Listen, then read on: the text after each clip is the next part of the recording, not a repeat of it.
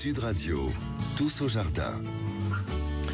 Allez, c'est dimanche, donc on va jardiner. En plus, nous sommes le 3 novembre, on va parler quand même des chrysanthèmes, parce que c'est une fleur magnifique. Bonjour Mickaël Lebré. Bonjour Jean-Marie. Et bienvenue à vous sur Sud Radio. Vous êtes jardinier responsable des collections végétales chez Promesse de Fleurs. Le chrysanthème, évidemment, bon, c'est la saison, clairement.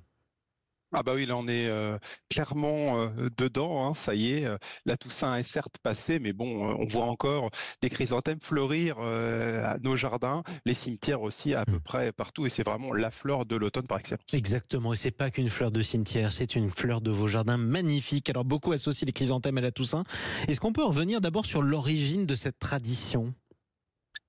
Oui, bien sûr, mais en fait, c'est la tradition en fait de fleurir les tombes avec des chrysanthèmes à la Toussaint, elle est assez récente et spécifiquement européenne. C'est une tradition qui va remonter à la Première Guerre mondiale où ces fleurs robustes et fleurissant à l'automne étaient utilisées pour orner les tombes des soldats. Et leur résistance au froid de novembre les rendait idéales pour cet usage. Et donc, c'est une pratique qui s'est transformée en une tradition au fil des ans. Exactement, c'est fascinant. Pour ceux qui souhaitent garder leur chrysanthème en bonne santé, qu'est-ce que vous donnez comme conseil ?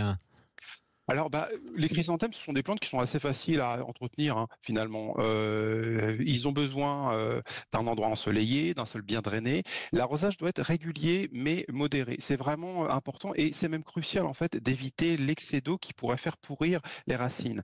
Moi, je vous recommande aussi d'utiliser un petit engrais de plantes à fleurs, en fait, pour les booster, pour les aider à les faire fleurir un petit peu. Et donc, ça aide vraiment à avoir des belles fleurs bien épanouies. Alors, pour ceux qui voudraient cultiver les chrysanthèmes dans leur propre jardin, ils peuvent ou pas ? Alors absolument.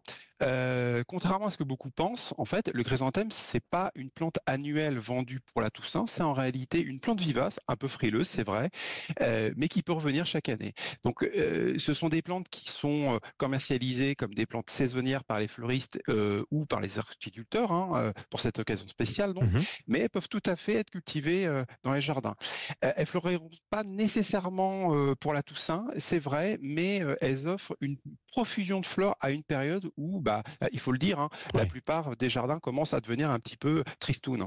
Et tristoun, c'est vrai. Alors, parmi ceux de nos auditeurs qui envisagent d'ajouter les chrysanthèmes à leur jardin, est-ce qu'on a des variétés spécialement conçues pour les jardins ? Est-ce qu'ils peuvent choisir n'importe quelle sorte ou pas ? Alors, c'est une très bonne question. En effet, bien que ce soit une plante parfois considérée comme frileuse, il y a des horticulteurs qui ont sélectionné des variétés spécifiquement résistantes au froid. Donc, ce sont des variétés, alors on les reconnaît parce qu'elles sont un petit peu plus trapues, donc ça leur permet justement de mieux résister aux intempéries automnales.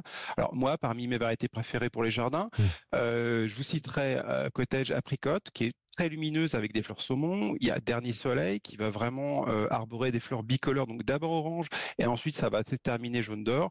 Et allez, une petite dernière pour la route, la variété Julia qui forme des pompons roses, qui est vraiment admirable. Et donc ces variétés-là vont vraiment orner le jardin durant tout l'automne. Et c'est pour ça que c'est formidable. C'est un très joli nom en plus, Julia.